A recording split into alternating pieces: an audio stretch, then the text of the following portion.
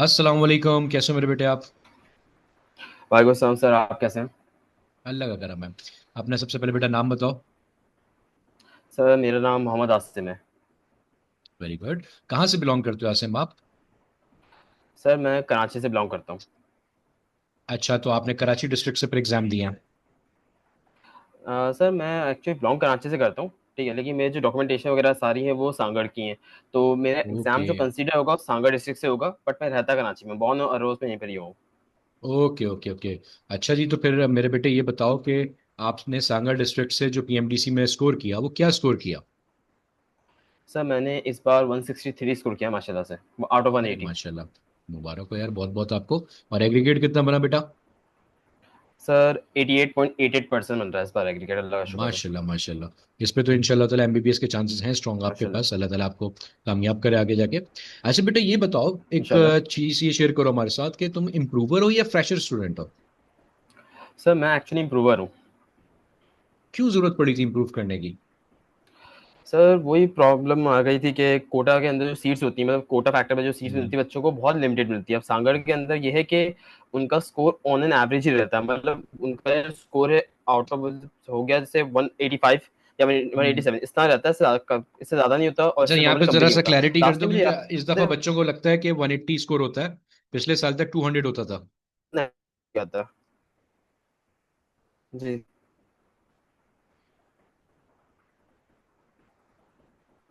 हाँ, ऐसा ये भी है, पिछले साल एक्चुअली 200। अच्छा, तो लास्ट टाइम हम्म। सांगड़ का नॉर्मली ये होता है कि सांगड़ में बहुत ज्यादा ऐसा नहीं होता है कि बच्चों के बहुत ज्यादा हाई स्कोर आ रहे हैं, हालांकि हाई स्कोरर्स होते हैं वहाँ पर भी। 194 लास्ट टाइम वहाँ मिला था आउट ऑफ 200। लेकिन नॉर्मली ये था, मेरा स्कोर लास्ट टाइम अच्छा था, 177 था। और उसकी भी अलग वजह थी कि मेरा स्कोर कम यूँ था कि लास्ट टाइम में मेरे 10 MCQs रह गए थे जो मैं कंप्लीट नहीं कर पाया, लेकिन मुझे आते थे, ठीक है। बहुत सारा सर बिलाल ने पढ़ाया थे तो उस वक्त भी मुझे मालूम थे किस तरह करने। हम्म। तो इस वजह से वो रह गए थे, लेकिन प्रॉब्लम यहाँ पर ये हुई कि लास्ट टाइम मेरी एग्रीगेट 87.3 थी। अब प्रॉब्लम ये है कि सांगड़ को सीट्स मिलती हैं 37, तो हम्म। 37 सीट्स होती है उनकी, तो उसके अंदर फिर ये हुआ कि पॉइंट के फर्क से, बिल्कुल पॉइंट का डिफरेंस था। उस पॉइंट के डिफरेंस से मेरा नाम नहीं आ पाया, मैं 52 पे गया था फिर सांगड़ में, ऑल ओवर द डिस्ट्रिक्ट में 52 पे चला गया, जिस 10 मुझे इंप्रूव करना पड़ा। हालांकि कराची के अंदर डाउ का जो लास्ट टाइम का क्लोजअप था वो 87 था, बेसिकली 87.5 था मेरे ख्याल हम्म। है, जो कट ऑफ लास्ट टाइम चलो, डाउ का कराची में आया था। कोई बात नहीं, जी कभी कभार बेटा इंसान की जिंदगी से ना इंसान बहुत सबक सीखता है। एक चीज है जैसे हम कहते हैं कि जी वक्त से पहले नहीं नसीब से ज्यादा नहीं। तो ऑब्वियसली बात है वो जी जिंदगी जी में लागू होती है कहीं ना कहीं पे। और ऐसा आपके साथ भी हुआ है। अच्छा मुझे एक बात बताओ, चूंकि तुमने इंप्रूव करा तो तुमने कुछ ना कुछ ऐसी स्ट्रेटेजी भी तो अपनाई होगी जिसकी वजह से तुमने एमडी कैट के ऊपर फोकस करके अपने आप को कंसिस्टेंट रख के जी अपनी जी रूटीन पक्की करके एमडी कैट को क्रैक किया। तो अपने जी जी जूनियर से वो स्ट्रेटेजी शेयर करना चाहोगे कि यार किस स्ट्रेटेजी को तुम फॉलो करते थे जिसकी वजह से तुम्हें एमडी कैट क्रैक करने में हम्म। आसानी हुई? सर स्ट्रैटेजी बहुत, मतलब बहुत सिंपल सी रूटीन थी मेरी। मेरा ये था कि मेरे घर में नॉर्मली इतना स्पेस नहीं है कि मैं सही से पढ़ सकूं, तो मैं सुबह सुबह 8 बजे तक लाइब्रेरी निकलता था। मेरे घर से काफी आगे एक लाइब्रेरी है, नसीराबाद लाइब्रेरी करके नाम है उनका, तो मैं वहां पर निकलता था सुबह 8 बजे, मैं शाम को 7 बजे वापस घर पे आता था। अब वहाँ पर इंटरनेट वगैरह प्रॉब्लम होती तो हम लेक्चर डाउनलोड करके ले जाते थे, वहाँ पर लेक्चर पढ़ता था मैं। वहाँ पर पूरी टीपी वगैरह से सारे जितने टीपीवी दिए हैं सारी सॉल्व किए मैंने। इनफैक्ट मैंने तो उनकी वेक्टर की सबसे सरदर्द टीपीवी सॉल्व किए, जो लास्ट की 2 टीपीवी है सबसे सरदर्द है। उन्होंने लिटरली सर वहाँ आईआईटी के क्वेश्चन डाले हैं, आईआईटी जेई के ऐसी है। क्वेश्चन डाले इंडिया के, ऐसा ही है। तो मैंने वो भी सॉल्व किए सारे के सारे। तो मतलब ये था कि क्या लाइब्रेरी के अंदर सुबह 8 से 10 तक का हिसाब था मेरा। फिर सुबह उठ के ये था कि बस लाइब्रेरी का तो रेगुलर था मेरा कि लाइब्रेरी रेगुलर जाना है सुबह 8 से शाम 7 तक। बाकी वापस आने के बाद 9 से लेकर 11 तक मैं पढ़ लेता था घर पे। और सुबह सुबह 6 बजे जो उठना था, यहाँ पर मैं थोड़ी लैगिंग कर देता था, कभी उठ पा रहा था कभी नहीं उठ पा रहा था, तो वो एक भाई थोड़ा मसला चलता था। चलो, तो लेकिन इस कहने तरीके का से। मकसद ये कि कंसिस्टेंसी इज द की। ऐसे ही है। जी जी जी ये जी बात तो सही है मेरे बेटे। जो तो तुमने जिक्र किया मेरे बेटे अपनी रूटीन का, माशाल्लाह say that was a very good routine, मतलब लाइब्रेरी जाना, लाइब्रेरी जाके पढ़ना। कल को तुम अपने बच्चों को भी बोल पाओगे तुम्हारे वालिद साहब तो इतने दूर दूर जाके पढ़ा करते थे। तो ये भी है। खैर, अ, चलो ये बताओ कि आप हमारे साथ कौन से बैच का पार्ट थे हासन? सर मैं एम डी कैट 4.0 का पार्ट था आपके साथ। ठीक है, और वो किस मंथ से स्टार्ट किया था तुमने?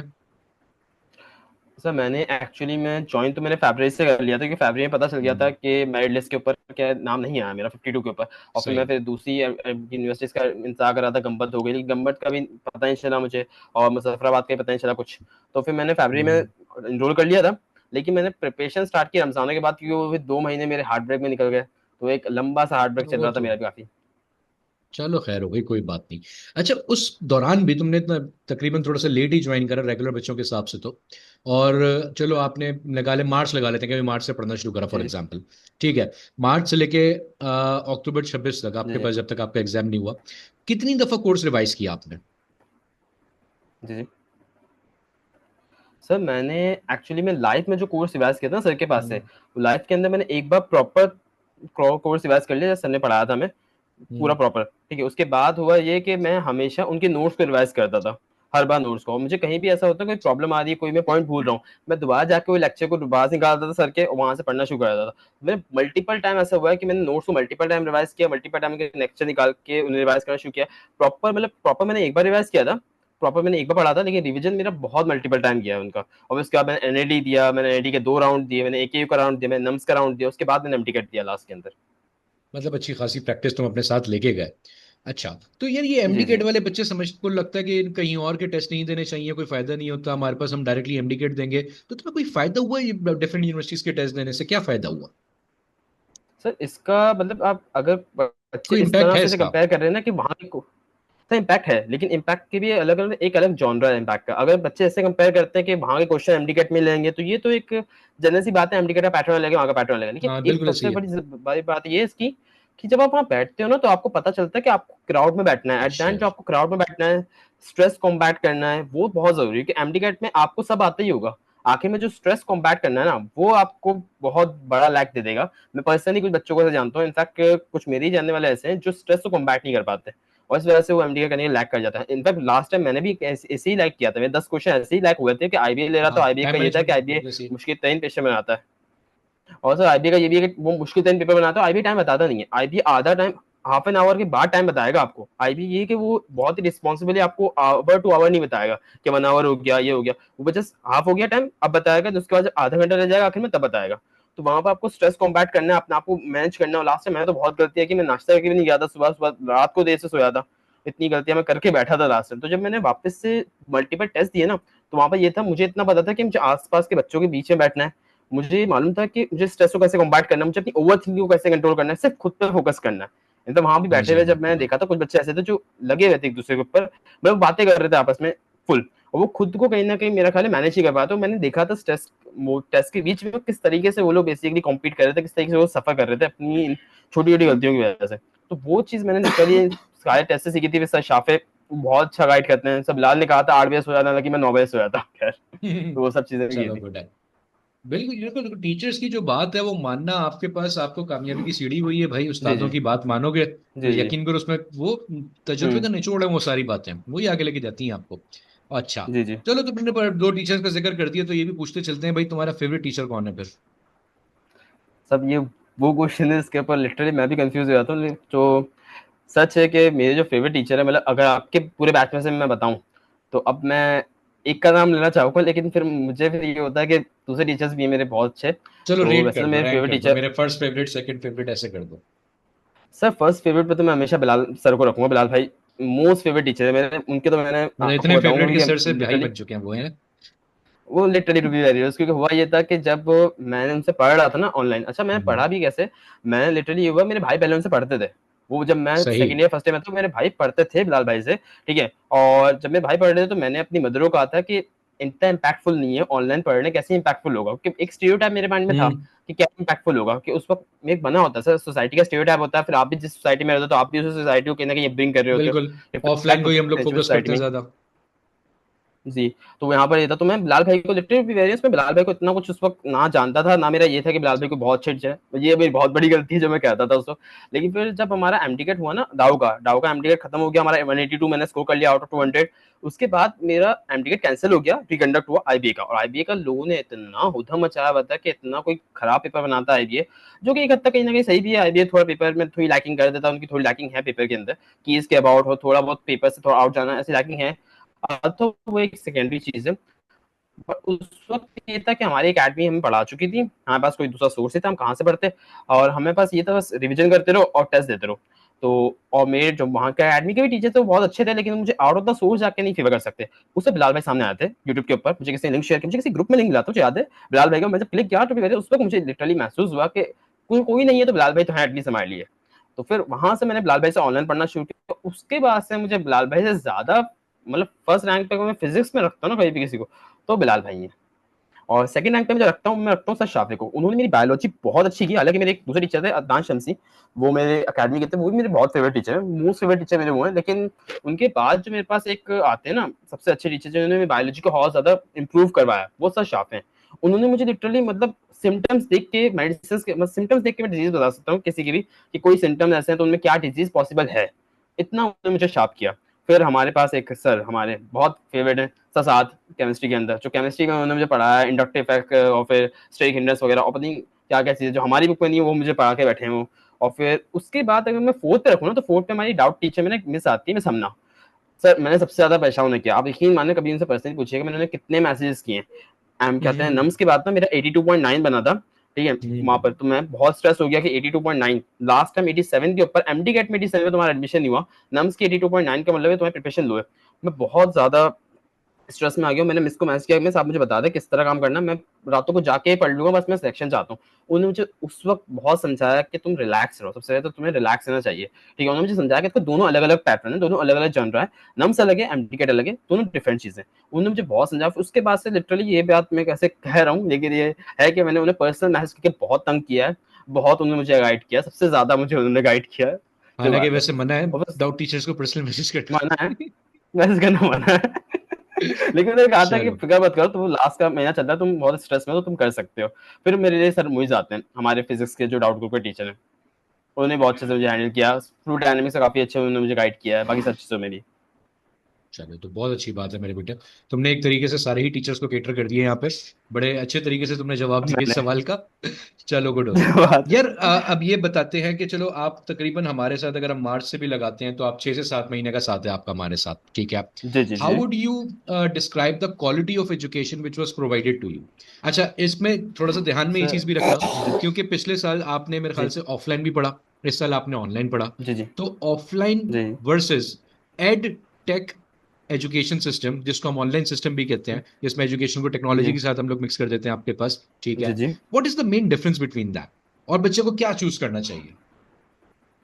सर अगर मैं बहुत कॉमनली बात करूँ ना, मतलब मैं बहुत कॉमन डिफरेंसेस की बात करूँ, किसी को स्पेसिफाई नहीं करूँ, सिर्फ ऑफलाइन ऑनलाइन अकेडमी को बेसिकली कंपेयर करूँ, तो वहाँ पर तो मैं कहूँगा कि सबसे अच्छा है कि ऑनलाइन में आपको कन्वीनियंट मिल जाता है कि आपको घर बैठे काम करना है। आप घर पे बैठे हो, सुकून से बैठे हो, आप कभी भी लेक्चर दे सकते हो। और बिलाल भाई तो रिकॉर्ड लेक्चर भी दे देते हैं, तो रिकॉर्ड लेक्चर भी ले हम्म सकते हो। और आपको मल्टीपल मतलब उसमें सबसे बड़ा फायदा ये होता है कि आपको जो नोट्स मिलते हैं ना, ये बहुत इंपॉर्टेंट चीज़ है कि मैंने फेस की कि ऑफलाइन में जब मैं एक बार पढ़ लेता हूँ मुझे उस वक्त समझ आ जाता है, बाद में नोट्स रिवाइज करने बैठता हूँ तो मेरे कोई पॉइंट ऐसा होता है जो मेरे ब्लैंक हो जाता है, मुझे याद ही नहीं आता, फिर मुझे अपने दोस्तों से बात करनी पड़ती है, उनको थोड़ा बहुत पता होता है।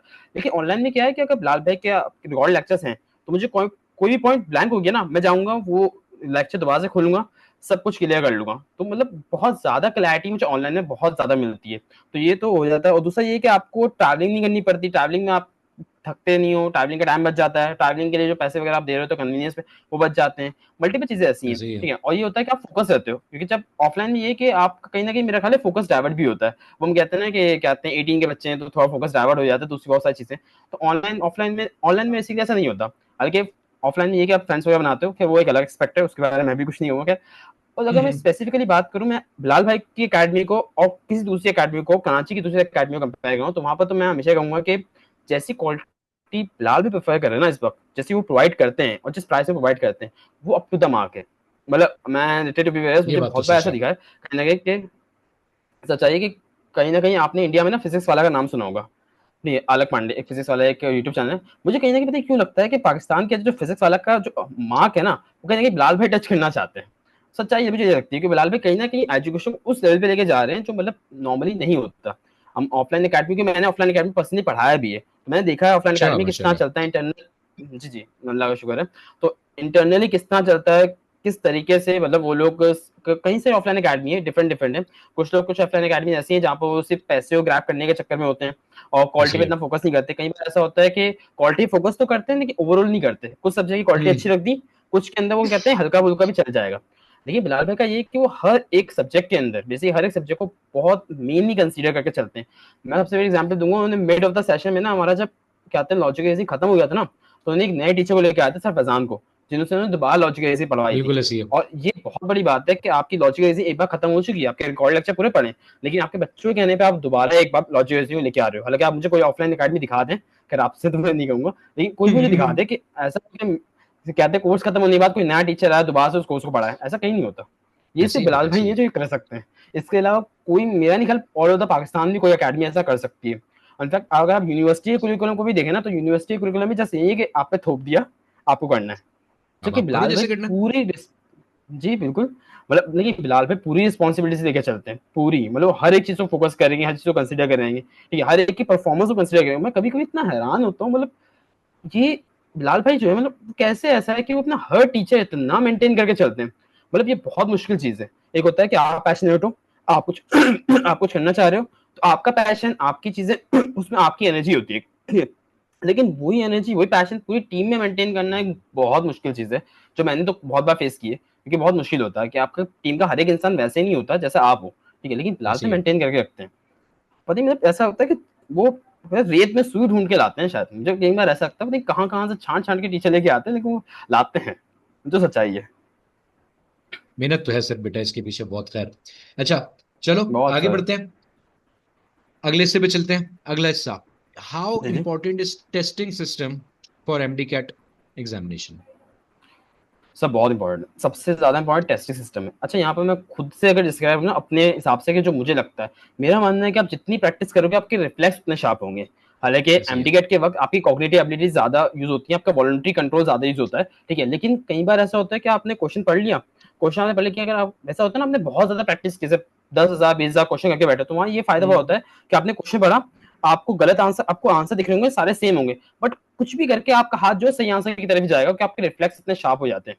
तो ये बहुत ज्यादा जरूरी होता है। बिलाल भाई ऐसी तो है। मतलब वो इतने टेस्ट देते हैं, इतने देते हैं कि कोई कुछ कह ही नहीं सकता आपके तो ऐसे ही टेस्ट, है। मतलब आप जब नोट्स निकालोगे, नोट्स के अंदर इतने टेस्ट हैं, और इतना टेस्ट ना देने पर जो माशाल्लाह बहुत प्यारे तरीके से समझाते हैं, वो भी बहुत अच्छी चीज है। फिर मुझे वो वो बहुत तो ज्यादा सही ऑब्वियस है, लगता है। वो तो जरूरी है ना ये बेटा, बात है। वो नहीं करेंगे तो फिर फायदा क्या रिजल्ट हाँ, लाने का, फिर रिजल्ट सही कैसे बात आएगा। है।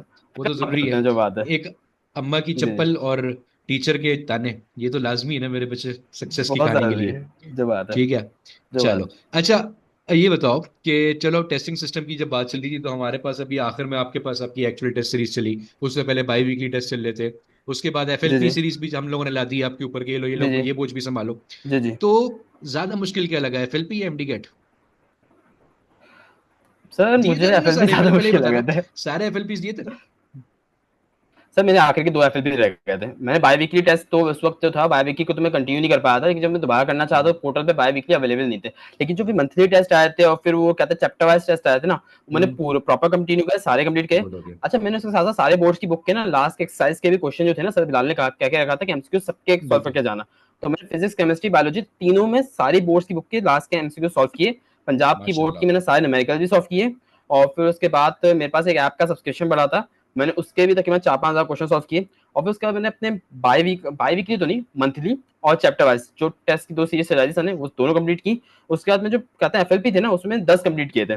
मेरे 2 रह गए थे, जो मुझे बहुत बुरा लगता है कि 2 भी कंप्लीट करने चाहिए थे मुझे एटलीस्ट। लेकिन फिर वो ये था कि उस वक्त बिल्कुल एमटी गेट से 1 हफ्ता 5 दिन रह गए थे बिल्कुल बीच में ही। उस वक्त हम रिविजन इतना सारा कि एमटी गेट में सर इन्होंने किया क्या है कि इन्होंने सिलेबस बहुत ज्यादा वास्ट कर दिया है।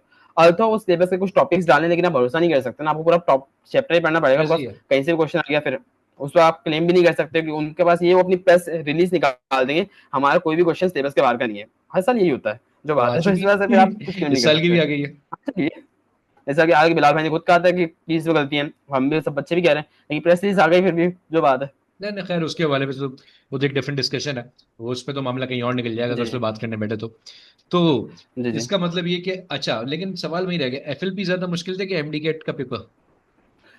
सर एफएलपी मुश्किल था, एमटीकेट का पेपर तो मतलब मैं कहूंगा कि फिजिक्स बायोलॉजी तो एप्लीकेटिव पेपर में, और केमिस्ट्री भी बहुत ज्यादा ही इजी थी। अल्थो उस वक्त थोड़ा बहुत स्ट्रेस उन चीजों की वजह से थोड़ा माइंड डाइवर्ट हो गया, जिस वजह से थोड़ा स्कोर गया, मतलब वरना तो अल्लाह करता, ठीक है। लेकिन सच्चाई ये है कि एफएलपी ज्यादा मुश्किल थे सर बिलाल के, जो वो क्वेश्चन छांट के लाते हैं उस क्वेश्चन के अंदर, और सच्चाई ऐसा होने भी चाहिए, उससे इंस्टिंक्ट और रिफ्लेक्स बहुत पक्के हो जाते हैं। ऐसी है। मतलब देखो, आपको बहुत मुश्किलात से गुजरोगे तो चीजें फिर आपके पास आसान होने लग जाएंगी ना। आसान हो जाएगी जी। और सर ये है कि उसमें ना सर बिलाल के क्वेश्चन ना किसी तरीके से आपको ये आदत डाल देते हैं कि 30 सेकंड के अंदर किस तरीके से इस क्वेश्चन को सोचना है। बिकॉज एट द ऐसा एंड है। ऑफ द डे आप टाइम मैनेज नहीं कर सकते ना। लेकिन बिलाल भाई के क्वेश्चन वगैरह ऐसे इतने मुश्किल होते हैं कि आपको हर क्वेश्चन पे टाइम मैनेज करना है। उनका कोई भी क्वेश्चन इतना आसान और सीधा सा नहीं होता, हर क्वेश्चन उनका मतलब ऐसा है जो टेढ़ा है, अच्छा, लेकिन अक्सर मुझे बच्चे बहुत नहीं पसंद आते हैं। कंप्लेन करते हैं, ये अक्सर बच्चे जी आपके जी पास एक इशू रखते हैं अपने पास, और उनको मैं भी बहुत कोशिश करता हूँ समझाने की, हम सभी करते हैं। एक आप भी समझा दो। आप ये है कि उन्हीं के सीनियर हो, एक साल उनसे सीनियर हो, तो आप हो सकता जी है जी आपकी बात ज्यादा अच्छे से समझ सकें। बच्चे बोलते हैं कि यार सर, ये क्या आपने 100 100 सवालों की शीट उठा के दे दी, हम कैसे मैनेज करेंगे? जी। क्या समझाया सर जाए ऐसे बच्चों को यार? मैनेज, सर मैं सिर्फ इतना कह सकता हूँ, मैनेज करना पड़ेगा। Because at the end of the day अगर आप चाहते हो अपनी डेस्टिनेशन पे पहुंचना, तो आपको मेहनत तो करनी पड़ेगी। बिकॉज बिना मेहनत के तो कोई भी नहीं पहुंचा ना सर। और बिल्कुल जाहिर ऐसी सी है। बात है, ये बात है कि होता है ना, आपकी डेस्टिनेशन आपको मिलेगी या नहीं मिलेगी, ये आपको डिफाइन आपकी मेहनत ही करेगी। अंदर से मेरा ख्याल है हर एक इंसान को पता होता है कि वो कर लेगा या नहीं कर लेगा। बिकॉज अगर उसने बहुत ज्यादा मेहनत की तो उससे कहीं ना कहीं अंदर से होगा कि नहीं मैं कर लूंगा। लेकिन कहीं ना कहीं अगर मेहनत कम की तो अंदर से हमेशा एक सेल्फ डाउट आएगा। एक तो चोर रहेगा जितनी बिल्कुल। ज्यादा क्वेश्चन कर रहे हो, बिल्कुल जितनी ज्यादा क्वेश्चन प्रैक्टिस करोगे उतना बेहतर है। Because at the end of the day आप क्या कहते हैं, दिमाग को यूज कर पाओगे, माइंड को यूज कर पाओगे, कॉग्निटिव एबिलिटीज को यूज कर पाओगे, ठीक है। क्योंकि सर सब कुछ पढ़ लेना एमडीकेट को क्रॉस करने के लिए, एमडीकेट को क्लियर करने के लिए काफी नहीं है, आपको प्रैक्टिस करनी पड़ेगी। विदाउट प्रैक्टिस आप कर ही नहीं सकते, क्योंकि जो बुक्स के अंदर लिखा है एमडीकेट में वो नहीं आएगा। एमडीकेट एक ऐसा टेस्ट है जहां पर बेसिकली आपकी एबिलिटीज को चेक किया जा रहा है कि आप ऐसे वक्त में स्ट्रेस के अंदर कितने अच्छे से अपने ब्रेन को यूज कर सकते हो। बिकॉज अगर आप वहीं पर ही स्ट्रेस के वक्त में अपना को काबू नहीं कर पाते, तो कल को सर्जरी के अंदर फिर आप क्या कर सकते हो तो अल्लाह ही बेहतर जानता है। और फिर ऐसी उसमें बात क्या है, होगा बंदे फिर का वो होता हाथ है। वहीं पे कांपना शुरू तो क्या फायदा सर्जन बनने का फिर। जी जी चलो। अच्छा, आ, इख्तिताम की तरफ चलते हैं। How would you rate your जी ओवरऑल जी। Experience with us? सर मुझे तो लिटरेरी अवेयरनेस आज तक अपनी जितनी भी अकेडमी से, जितनी भी जहाँ तक मैंने पढ़ा है, उन सबसे ज़्यादा मतलब अगर मैं कहूँ तो मैं सबसे टॉप के ऊपर ही मैं बिलाल भाई की अकेडमी को रखता हूँ हमेशा। ठीक है, मतलब कि क्योंकि बिलाल भाई ने मुझे शार्प किया है। जितनी अकेडमी से प्रायर मैं पहले पढ़ के आ चुका हूँ, उन्होंने मेरी बेसिक्स बनाई थी, कहीं ना कहीं मेरी बेसिक्स बनाई, बेसिक्स को मेरी अच्छा किया, लेकिन मेरी बेसिक कंप्लीट वहाँ पर कभी नहीं बनी। लेकिन बिलाल भाई के पास ना मेरी बेसिक से लेकर मेरी बेसिकली एडवांस लेवल तक हर एक चीज़ जो है ना, वो हर एक चीज़ शार्प हुई है। मतलब मेरी बेसिक भी वहाँ शार्प हुई है, मेरे मीडियम लेवल भी शार्प हुआ, इंटरमीडिएट लेवल भी मेरा शार्प हुआ, मेरा एडवांस लेवल भी बिलाल भाई के पास ही शार्प हुआ। हालांकि पहले से मेरी बेसिक बनी थी लेकिन वो शार्प नहीं थी। जितनी शार्पनेस है, जितनी ज्यादा कॉग्निटिवली मैंने बिलाल भाई के पास आके समझना शुरू किया है, बिलाल भाई के पास आके मैंने क्वेश्चन को समझा, मैंने कॉन्सेप्ट को समझा, हर एक चीज के अंदर मैंने कॉन्सेप्ट को सही लेके गया हूँ, तो वो सब मैंने बिलाल भाई के पास से आके समझा। उससे पहले मैं इतना शार्पली मैं नहीं सोच पाता था। तो मैं हमेशा बिलाल भाई को हमेशा टॉप पे रखता हूँ। पर उनकी मैं रेटिंग कभी नहीं करता कि वो फर्स्ट है सेकंड है, वो मेरे लिए हमेशा टॉप पे है। बिलाल भाई तो मेरे लिए हमेशा मतलब अप टू द मार्क ही जाते हैं। उनकी डिटेल लेक्चर सीरीज तो मेरी फेवरेट है। मतलब वो 10-10 घंटे के चैप्टर्स, तो उन्होंने जो उसमें क्वेश्चन करवाए हैं, क्या आते हैं, नर्स्ट हो गया, फास्ट हो गया, अपनी कौन कौन सी यूनिवर्सिटीज के वो लेके आते हैं। और लिटरेरी बिलियंस बिलाल भाई बताते नहीं बच्चों को, लेकिन आईआईटी के क्वेश्चन भी बिलाल भाई लेके आते हैं। उन्होंने आज तक बच्चों को नहीं बताया, लेकिन मैंने देखा है वो आईआईटी जेई के क्वेश्चन भी उठाते हैं। और उन्होंने कहीं ना कहीं एनसीईआरटी को भी बहुत छांटा है। तो बिलाल भाई ने फिजिक्स में, टू बी वेरी ऑनेस्ट, इस वक्त फिजिक्स में जो बिलाल भाई ने पाकिस्तान में एक बेंच मार्क सेट किया हुआ है ना, तो वो मतलब आउट ऑफ द बॉक्स है, उसे क्रॉस ही नहीं कर सकता कोई। ऐसा मैंने अपने एक स्टूडेंट को कहा था कि जिस दिन तुम बिलाल भाई से फिजिक्स पढ़ोगे तो मेरी फिजिक्स से नफरत हो जाएगी। और तो ये बात अच्छा, मैं आप भी मानता हूँ इस फिजिक्स की बात को। टीचर हो इसका मतलब? मैं सर ये अभी तक ओवरऑल जिक्र नहीं मतलब हुआ ये था। कह सकते हैं, हाँ ये जिक्र नहीं होता है। फिजिक्स और बायोलॉजी मैंने पढ़ाई है बच्चों को। इनफैक्ट आप ही के बैच में एक स्टूडेंट है जिसको फिजिक्स और बायोलॉजी, फिजिक्स और केमिस्ट्री मैंने पढ़ाई थी। उन्हें मैंने कहा था, अच्छा। जब वो आपके बैच में भी जा रही थी, इसी बैच की स्टूडेंट थी, मैंने कहा था उन्हें कि जब तुम बिलाल भाई से फेस पढ़ोगे तो मेरी फेस से ऑल्थो नफरत हो जाएगी। बट अल्लाह का शुक्र है कि कहीं तक बिलाल भाई का है कि उन्होंने गाइड बहुत अच्छा किया था। तो इतना है कि मैंने बहुत बुरी ये तो फिजिक्स है, नहीं बेहतर पढ़ाई है जब आज आप तक। एक ये था। गाइडेंस आपको अच्छी मिली हुई होती है, तो फिर आप भी आगे गाइड करते हुए जी जी बेहतर ही गाइड करते हो। जी जी उसमें कोई अपना वे जरूर डाल दोगे आप, जाहिर सी बात है, हर बंदे का तरीका जी जी कार थोड़ा सा फर्क आ सकता है तरीकेकार में। लेकिन कॉन्सेप्ट तो वही जी रहता है ना यार। न्यूटन के कानून तो चेंज जी नहीं हो जी, जो जाएंगे ना बात मेरे है, बच्चे। ठीक है। जो बात है। वो तो वही रहेंगे आपके पास। हाँ, बताने वाले के तरीके में, उसके लहजे में फर्क आता है, जो दिलों में उतर सकती हैं आपके बहुत पास फर्क बातें। आता है। ऐसी है। तो इख्तिताम करते हैं अपनी इस मीटिंग का एक आखिरी सवाल के साथ। जरूर। आप इतना अरसा आपने गुजारा, बहुत सारी चीजें आपने करी, कोई आपकी जी तरफ जी। से मेरे बेटे ऐसी सजेशन, ऐसी एडवाइस जो आप देना चाहो हमें एज एन एकेडमी, जो हम बेहतरी के ला सकें? आपकी तरफ से कोई ऐसा मशवरा जो आपको लगता है कि यार ऐसा इम्प्लीमेंट हो जाए तो आपकी एकेडमी सर और आप इसमें अपने समझ लें कि आपकी वैल्यू बढ़ सकती है, या वैल्यू एडेड सर्विसेज बढ़ सकती जी हैं, जी। तो इसके बारे में कुछ कहना चाहोगे तो बताओ। नहीं सर, मैंने literally to be very honest आपकी एकेडमी में कभी भी कोई लूप होल देखी नहीं। मतलब क्योंकि मैंने जितना कुछ चेक किया, जितना कुछ मैंने इनरोल किया, जहाँ जहाँ मैंने जिस चीज़ों को मैंने आज तक देखते हुए आया हूँ, मैंने कभी ऐसा नहीं देखा कि मतलब वहाँ पर यह है कि थोड़ा बहुत लूप होल हो। अल्थो के ऐसा होता है कि लास्ट के अंदर डाउट टीचर्स में थोड़े आंसर्स डिले होने लगते हैं, लेकिन वो भी अपनी जगह पर ठीक है, बिकॉज दूसरे बैचेस को ही पढ़ा रहे हैं, लेकिन वो फिर भी हमें आंसर्स देते हैं। उन्होंने कई बार हमें भी आंसर्स दिए हैं, चलो तुम्हें बहुत बार दिए हैं, सरप्राइज देता हूँ लाखों एक बार छोटा दिए सा हैं। पहले। हाँ, समझ क्या सर, क्या कैसे है? हैं आप? सर मुझे लिटरली आपसे पता है कितने अरसे से मिलना है, टू वेरी मुझे मतलब हमेशा से आपसे मिलना था। यार इंशाल्लाह अभी हम लोग एमडी कैट सेरेमनी रखेंगे ना, तो आप ज़रूर आना। जी जी जी। तो आपसे मुलाकात करेंगे इंशाल्लाह। इंशाल्लाह।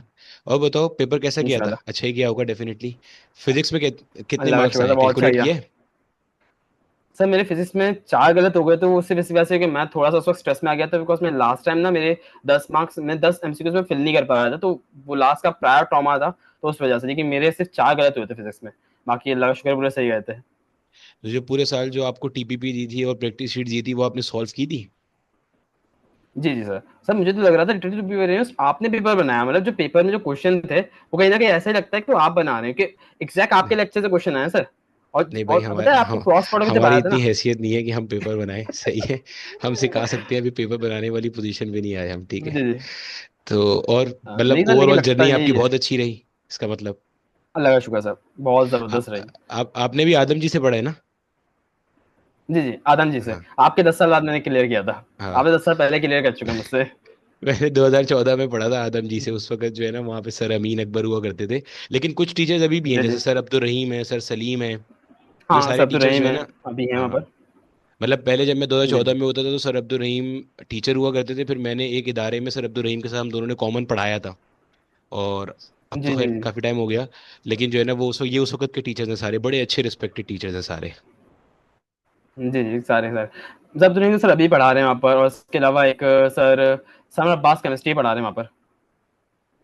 बढ़िया सर, अंदर आप बस कंटिन्यू करें।